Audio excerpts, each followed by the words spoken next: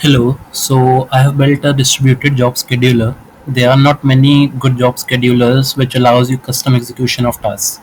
So I have built a dependency and time-based job scheduler which allows you to schedule your jobs based on your dependencies.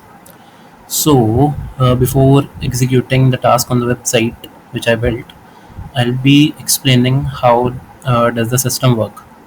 So consider you have five jobs: job one, two, three, and 3, 4, and 5. So these are scheduled as follows: job 3 is dependent on job 1 and job 2, and job 4 and 5 are dependent on job 3. So this creates a directed acyclic graph structure, allowing us to execute tasks accordingly. Alright, so we can consider the table on the right. Let me zoom in. So we have a table which stores jobs, children's dependency along with its epoch. So what it store is, consider you have job 1. Consider you have job 3. So job 3 is dependent on job 1 and job 2. So the dependencies will store job 1 and job 2 along with its epoch. So what does epoch mean? Uh, Epoch means that how many times a job has been scheduled successfully. So if it is larger than the previous state of the epoch, that means that the job has been uh, executed successfully.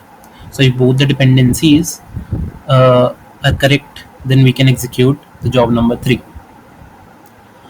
All right. So before getting on to the project, let us understand how the system works. So this is just a basic architecture which I built. This is nothing great. We can implement load balancing here. We can also implement uh, event scheduling here. Like based on events, we can trigger the execution of different jobs. So we will have a front end. Front end will provide request to the back end, and the back end will segregate all the tasks uh, accordingly, that is to the get request and the set request. If it is a get request, it will go directly to the database and get the data, and if they are set request, it will spawn multiple threads in a different process, and it will execute it there using Tokyo spawn. All right, so we'll now execute the graph which we build over here. So this is the website.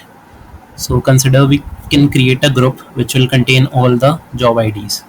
So consider this as hello world, and when we create a group will be created.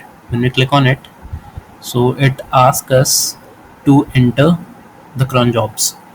So as we can see, the first job is 1 and second, so we'll add it, job 1 docker file. Just a second. So we'll add the docker file URL. So this is a downloadable docker file URL. You cannot just provide a view link to the docker file. You just need to provide a downloadable link. So we can add the children here. The children was job C, so that would be job 3. The dependencies, as it was job 1, there will be no dependency. We can leave it empty. When we create a cron job, we can see a job is created. We'll do this same for the other task too. I'll skip to that. Alright, so I've created all the jobs. You can see all the 5 jobs are here. The dependencies for job 3 is job 1 and job 2, and the dependencies for job 4 and job 5 are job 3.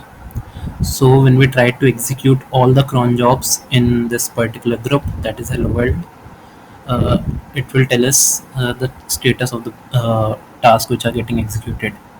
So I have clicked on it.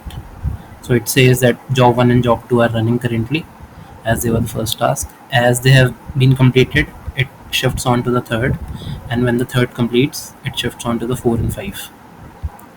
So you can create any type of DAG structure and it will definitely work. So yeah, this was my project. I will also explain like how does it handle tasks actually. Okay, so I have explained it already. It creates threads using Tokyo Spawn, and yeah, that's how it serves the set request. So what tech stack have I use here? So this is the tech stack. So I used Rust-based framework called Axum to create the backend server, which is here. So I've used Axum, uh, and there were no maintained library for handling Docker containers in Rust. Like Bollard and Shiplift are too old and have multiple features which are deprecated. So what I did here is to execute the Docker files. I spawned a terminal to execute and manage Docker files. And for the front end, I use Next.js with TypeScript. So yeah, that is all.